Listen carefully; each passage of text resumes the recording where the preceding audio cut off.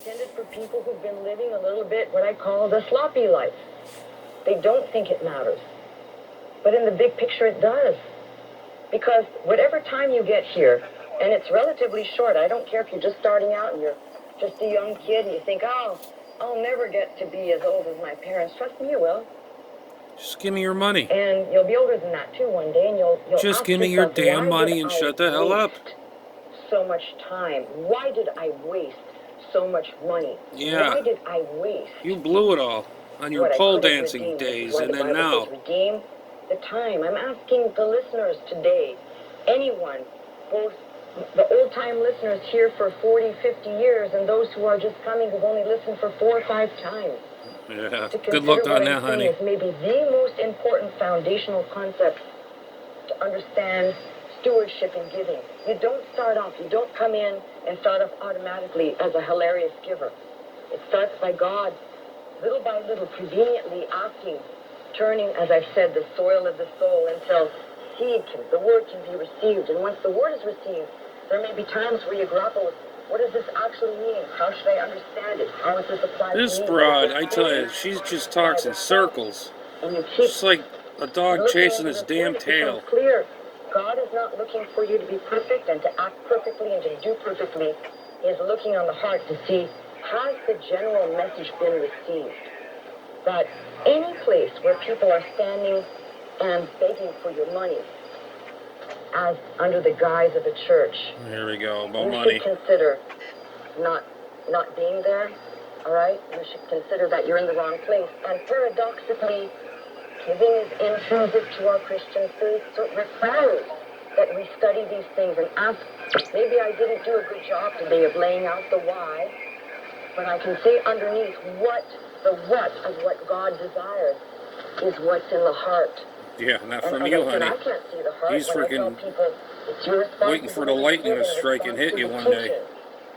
Some people will take that as, well, I know a lot of things and she hasn't taught me that much, so I don't really think I have to give that much. And again, your attitude sucks. I'm as plain as can be. If you still have an attitude that you know everything. And we have an attitude, lady, because you know why? Because we don't want to listen to your bull crap anymore.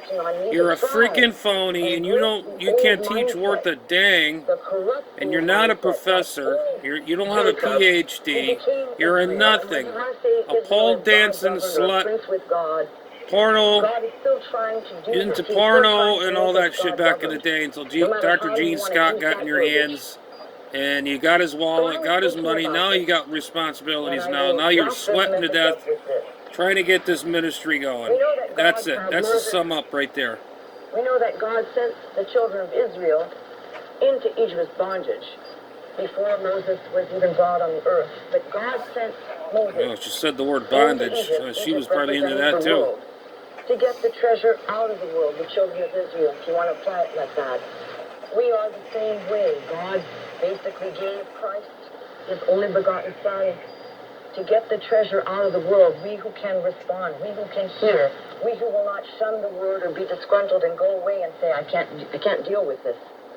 So, if all that is true, how can you deny that you were bought with a price? And if you were bought with a price, redeemed, how can you stand for a second and say, and so, what does it matter? The attitude of a person who has been saved. And now, don't just think of salvation in terms of Jesus Christ. If you were hanging off of a cliff somewhere and somebody pulled you up and saved your life, you would not have to talk yourself into liking that person, and you'd not have to talk yourself into figuring out what can I do to ever... What the hell is she talking about? For that which that person did not have to do, but did anyway, and put themselves at risk in the process. This is what we fail to understand. It's the attitude of God looking upon how we view what God actually desires. You get into... Anybody out there knows what she's talking about, let me know. This broad is all over the place. She's like a drunken woman that just got out of the bar, don't know what, just talking in circles. I don't know about money and about this, about God did do this or that, or then she goes backwards, and who knows? I don't know. Oh, you'll get the people then who don't have a right attitude, who don't have a right spirit, will say, well, God hasn't prospered me this week. God hasn't really prospered me at all. I don't understand what you're saying. What's this got to do with money? Because you want the money. That's why you're hurting. You start off with. You lost the king's house they had years ago. I remembered. You lost that. You lost a lot of stuff. You lost his